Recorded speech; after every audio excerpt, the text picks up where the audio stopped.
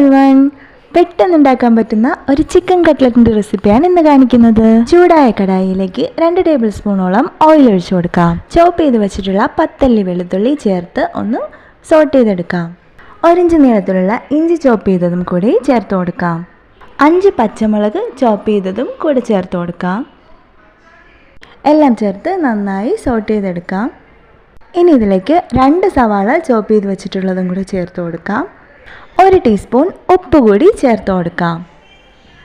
സവാള ഒന്ന് ട്രാൻസ്പെറൻ്റ് ആയി വരുമ്പോഴേക്കും നമുക്ക് പൊടികളെല്ലാം ചേർത്ത് കൊടുക്കാം.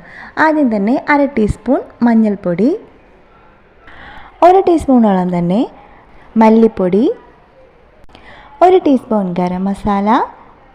ഇനി പൊടികളുടെ റോ സ്മെല്ല് മാറി വരുന്നത് വരെ നന്നായി ഒന്ന് സോട്ട് ചെയ്തെടുക്കാം. ഉപ്പും മഞ്ഞളും ചേർത്ത് വേവിച്ച് മിക്സ് ചെയ്ത് വെച്ചിട്ടുള്ള ചിക്കനും കൂടി ചേർത്ത് നന്നായി സോട്ട് ചെയ്തെടുക്കാം. ഇനി എരിവിനാവശ്യത്തിനുള്ള കുരുമുളക് പൊടി കൂടി ചേർത്ത് കൊടുക്കാം. ഇനി അല്പം മല്ലിയില ചോപ്പ് ചെയ്തത് കൂടി ചേർത്ത് കൊടുക്കാം. അതൊക്കെ ഓപ്ഷണലാണ്, നമ്മുടെ ഇഷ്ടത്തിന് ചേർത്ത് കൊടുക്കാം. 2 മീഡിയം സൈസ് ഉരുളക്കിഴങ്ങ് തൊലിയോട് കൂടി ഉപ്പ് ചേർത്ത് വേവിച്ച് തൊലി കളഞ്ഞ് ഉടച്ചെടുത്തത് കൂടി ചേർത്ത് കൊടുക്കാം. ഇനി ഈ മിക്സ് ഒന്ന് തണുത്ത് വന്നതിന് ശേഷം നെല്ലിക്ക വലുപ്പത്തിലുള്ള ബോൾസായി ഉരുട്ടി നമുക്ക് ഇഷ്ടമുള്ള ആകൃതിയിൽ ഷേപ്പ് ചെയ്തെടുക്കാം. ഞാനിവിടെ എല്ലാം ഷേപ്പ് ചെയ്ത് വെച്ചിട്ടുണ്ട്. 1 മുട്ട 1 നുള്ളു ഉപ്പ് ചേർത്ത് അടിച്ചു വെച്ചതിലേക്ക് കട്ട്ലറ്റ് മുക്കി ബ്രെഡ് ക്രംസിൽ കോട്ട് ചെയ്ത് വെക്കാം. ഇങ്ങനെ തന്നെ എല്ലാം ചെയ്ത് വെക്കാം. എൻ്റെ ചാനൽ ആദ്യമായിട്ട് കാണുന്നവരാണെങ്കിൽ ഒന്ന് സബ്സ്ക്രൈബ് ചെയ്തേക്കണം കേട്ടോ. എല്ലാ കട്ട്ലറ്റും ഇതുപോലെ തന്നെ ചെയ്തെടുക്കണം.